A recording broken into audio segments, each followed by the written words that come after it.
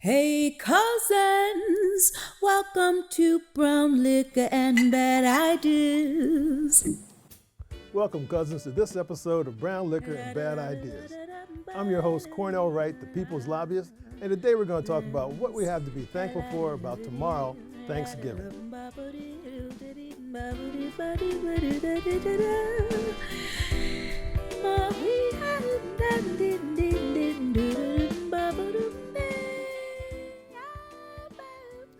Now, cousins, this has been a tough year for all of us. And there's a lot of things we could look at. And as I go through my list, which hopefully you would agree with, I would normally take a drink after each one. But we have a number of things to really be thankful for, even if we think about them a little bit. I hope you agree. So I'm going to save my drink till the end, okay? That way I'll make sure I get through it. So the first thing is, let's be thankful, because I had a chance a couple weeks ago to go down to Arlington National Cemetery. And we've also had Veterans Day during the course of this month here in November 2020.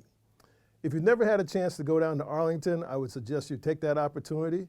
If you've had a chance to go to any other national cemeteries, take that opportunity. It is really sacred ground, and more specifically, it gives a sense of connection and unitedness that you rarely see anywhere. One of the things you just can notice is on all the headstones that there's identification or symbol for all the various religions of all those fallen veterans. They're not unanimous. It's a cross, and everyone's buried next to one another with a common understanding and purpose that every one of those persons, male and female, including their spouses, as my mom and dad are there, everybody's there because they're united and they believed in our Constitution and our country. That's wonderful, cousins.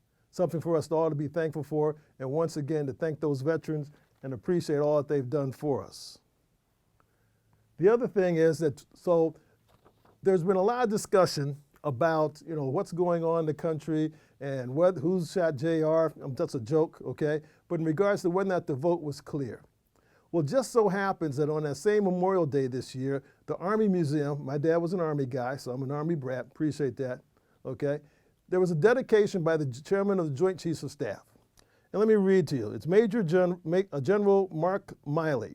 Hope I'm pronouncing his name correctly. He's the chairman of the Joint Chiefs of Staff at the dedication of the Army Museum on November 11th, Veterans Day. This is what he said. "We are unique among militaries. We do not take an oath to a king or to a queen, a tyrant or a dictator. We do not take an oath to an individual. No, we do not take an oath to a country, a tribe, or religion. We take an oath to the Constitution. And every soldier that is represented in this museum, every sailor, airman, Marine, Coast Guardsman, each of us will protect and defend that document regardless of personal price." Now, cousins, what that means is we're going to have a peaceful transition of power in the United States of America as we have had since the beginning of our nation. Let's not get this twisted in regards to what's going on in our country, what claims are being made, because the other thing, cousins, that you recall a couple episodes ago, I asked whether or not there was anything being done on the behalf of our country in regards to our elections. Come to find out, just last week, a couple weeks ago, the Homeland Security Organization has a task force for Homeland Security where to identify fraud and detections of bad actors. They identified and said the election we had in November 2020 was the most secure election we've ever had in the United States.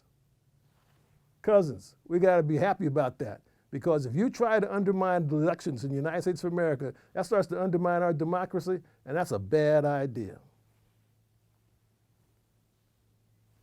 So we started looking at this, and so something to be thankful, cousins, is that I know a few people who are in the healthcare field, healthcare workers. Thank you, thank you, thank you to every one of them, okay? I'm not talking about the doctors and the nurses, folks you see up front, the ambulance drivers, the firemen, all the first responders that we know, but let's talk about the people that you don't see as much. How about the folks in transport and the pharmacy and the kitchen and the folks who clean up the rooms, okay? Let's talk about everybody who's there, the dietary staff, everybody, okay? We have to be thankful for all those people and recognize that they are doing a real hard job. And by the way, they went through a very hard, difficult job back in the spring, summer. Remember that when we first got the first wave? Now we're into a second wave. And what they've identified, folks, is that some of these cousins who are having these difficult jobs, they're actually experiencing PTSD, all right? They're being overworked. Because think about this, cousins, and maybe you've never had someone in your family be in intensive care, but I have.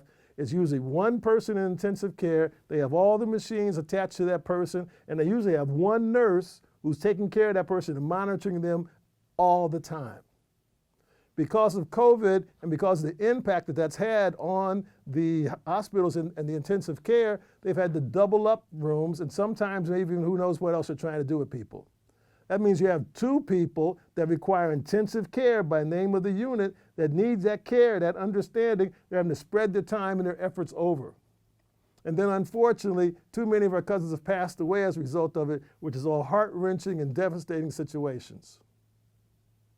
Thank those people whenever you see one.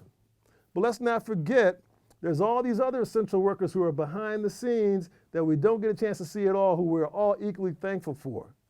If you could think about the person who runs the the power plant, wouldn't you want to thank them? How about the folks who are stacking the shelves in the grocery stores? Thank them. The folks who serve you some coffee when you're more. The point is, there's a whole bunch of cousins out there who are the essential workers who don't get as much attention, don't get much paid, have the same hours and the same exposure of all the other exposed cousins who are out there trying to deal with this and provide us with services we still need to maintain our way of life. Give those cousins a thanks when you see them. If you can sip them something, do. If not, smile at them and let you know that you appreciate them and recognize them, okay? Is that too hard? Because cousins, they're doing jobs that you and I don't want to do or can't do, right? So, and the other piece is, let's be thankful that for the majority of us, still, we're going to be safe. If we continue to wear our masks, if we continue to recognize that what was predicted earlier, remember what my grandmother used to say? Some people don't believe fat meat's greasy. I'm sorry, cousins. Did we take my grandmother's advice? No, we didn't. We're running into another exposure. I don't know, but I heard last week that the governor of Utah actually declared and wanted to have a state mandate for mandatory mask wearing. Utah, big state, not a lot of people, a lot of folks who are pretty much similar in regards to wanting to take care of each other, have concern. They're involved with it, they're having spikes. So cousins, we gotta keep wearing our masks. But here's the good news on that. We've been through this before. At the beginning of the year, it was terrible, right? We were all thinking about shutting down, we didn't know what to do, we were all in our places, we were staying at home. But we made it through that. So whatever it is that you developed, whatever hobbies or new ways of doing things or a new way of learning, and that sort of thing, you can continue to be able to do that and we'll make it through this winter that we're going to anticipating. Because we have to be even more vigilant now than we were earlier in the season. Because why? We're moving into the winter, not coming out of the winter as we did earlier in the year. You follow me on that? That makes sense, cousins? So we're moving into the winter. It's going to be harder for us, but we can do it because we just got finished with the beginning of the season. Call your friends, continue to be online, be creative. I don't know, do what you have to do that makes it right. Be safe out there and don't hurt anybody along the process, including yourselves, right, cousin? Okay, so I talked about wearing masks. We have to continue to do that. Why? Because everybody who's a scientist is telling us we got to do this. We don't have a vaccine yet. We've talked about trying to get a vaccine. There's been reports that one's coming, but it's still going to be months off. In the time span of months, we can save thousands and thousands of cousins' lives by just wearing our masks. Some of you actually are good in masks, okay? So wear your mask, darn it. And if not, learn how to wink sometime, all right? A whole new way of engagement, shall we say. Wink at somebody. All right, cousins? Wear your mask, please, because that protects me, it protects you, and I'm concerned about you. That's why I'm here doing this. All right? Educators, we got to give them props. Love them. Love them. They're working hard. They're trying to deal with their families. They're trying to deal with your kids, okay? And from having gone through this thing, that's really a job you don't want and don't do very well, right? For most of you cousins. So give them some props, and when this whole thing is over, let's see about getting them some raises where they don't have to use their own money to buy school supplies. You feel me on that? I mean, how can that be wrong, cousin? I think that's a good idea, right? And lastly, let me say this. As you know, I've taught in school a couple times, and so one of my classes a number of years ago, I had students from the Middle East, from the Caribbean, here in the United States. I had students from Europe, and I think I had a student from Africa, okay? I asked everybody in the class, what did they have for Thanksgiving? Everybody in the class had turkey. Turkey. Now, I'm submitting to you today, cousins, turkey is uniting for our country, all right? Because you think about it, almost everybody has turkey for Thanksgiving. And it's one of those few holidays in the country that we don't have to get upset about anything. Now, I know the origin story of Thanksgiving has been modified. It's not as pure as we thought it was. But for where we are now, turkey means what? Getting together with your family, not so fast this year.